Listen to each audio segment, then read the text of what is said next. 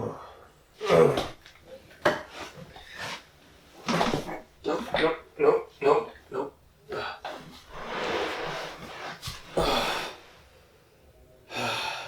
Oh, what a rough night. Oh, I gotta do a review of something. We're gonna review Disco Elysium.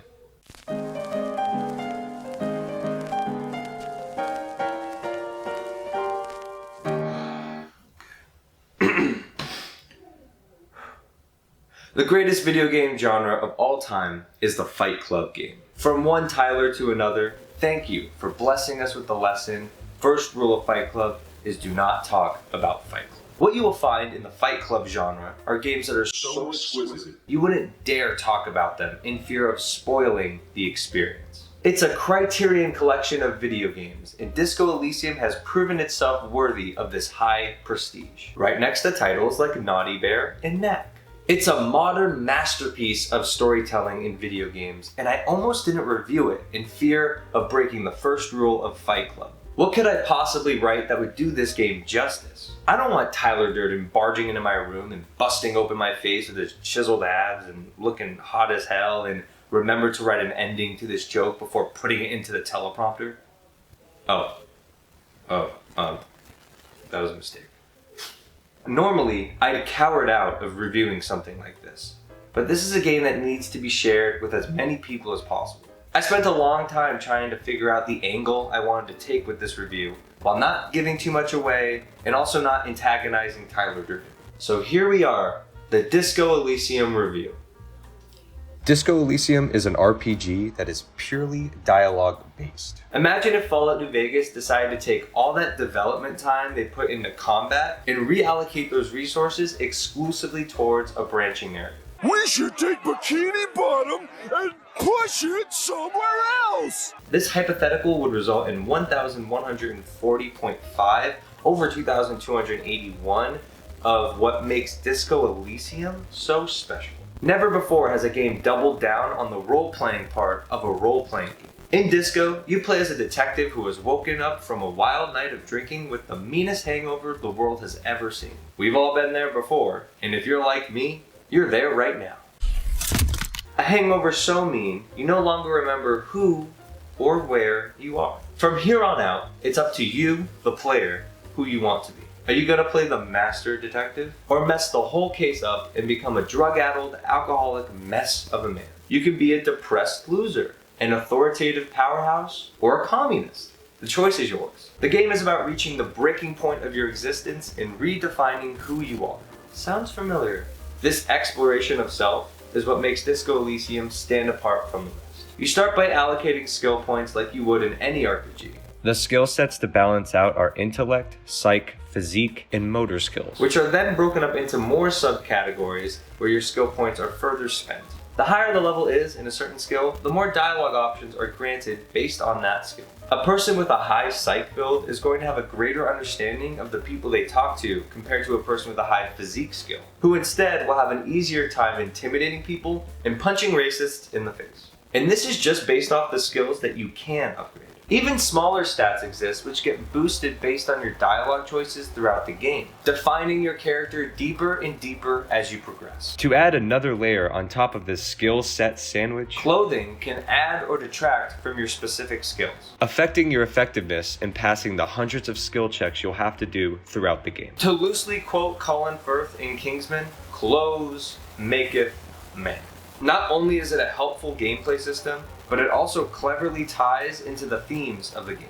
Specifically about crafting one's identity and embracing the wonderful world of unionization. Disco Elysium explores how wearing certain clothing can define who someone is to themselves and to others around them. Wearing a nice three-piece suit not only makes others perceive you as an intellectual, but also gives yourself that same sort of confidence. Man, this three-piece suit really makes me feel like keeping billions of dollars away from the poor and the impoverished so I can go to space. All of these systems work together in the background to ensure no two playthroughs will ever be the same. And I know that this statement isn't new to RPGs. Every single one, from games as binary as Fable to ones as quote-unquote diverse as Cyberpunk 2077, love to say that. However, in my experience, Disco Elysium is one of the few games that genuinely achieves this. I've talked at length about this game with two of my friends who were playing alongside me, and we all had wildly different playthroughs based on the type of people we wanted to be. Learning about how different certain outcomes could have gone is just as surprising as encountering the outcomes on their own. It's the perfect water cooler game.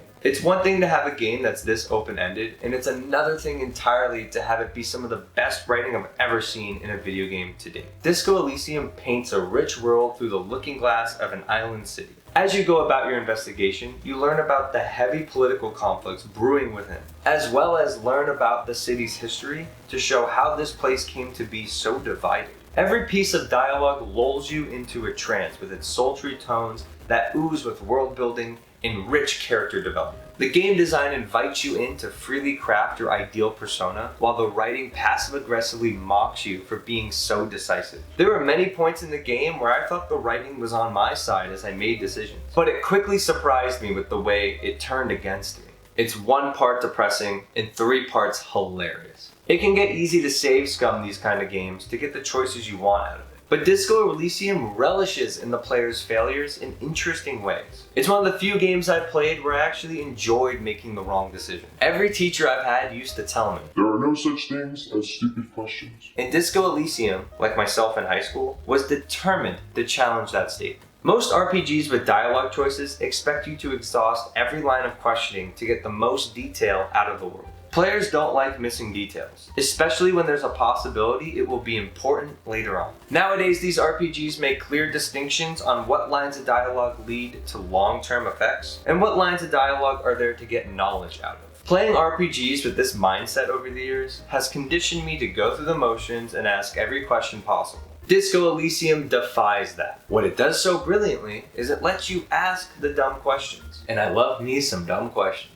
Some questions are better left unsaid depending on the circumstances. Some questions are great questions that your character is incapable of capitalizing on because of the skills you've neglected to level up. Since you're a cop, you're expected to know police procedures. So asking lots of dumb questions about how the law works in front of witnesses could result in witnesses no longer respecting your authority. Approaching conversations this dynamically keeps the player invested in the writing and focusing on their words more carefully than other games. Disco Elysium's exploration of oneself is perfectly weaved within the narrative and the game design. The player is playing an RPG and is ready to roleplay whoever they want to be, but ultimately they are still playing as the main character. He isn't a faceless, nameless man. He is a distinct character of his own. So as much as the player wants to freely express themselves in the game, they are somewhat responsible for this already established person they are taking control of. That kind of conflict reflects the character's own struggle. Does he want to build a new path for himself post-amnesia? Or come face to face with the person he was before losing his memories? It's a relatable struggle for many today who are finding it hard to understand who themselves are.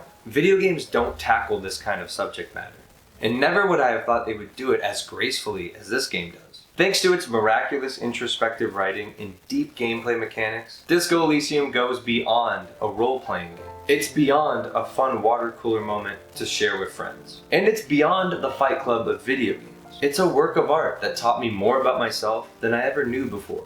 And not like these algorithms that know you better than you know yourself. Ultimately, I'm glad I decided to review it. I now have a better understanding of myself, and I'll forever cherish that. Even though it was making fun of me the whole way. Disco. I really hope I did this game justice.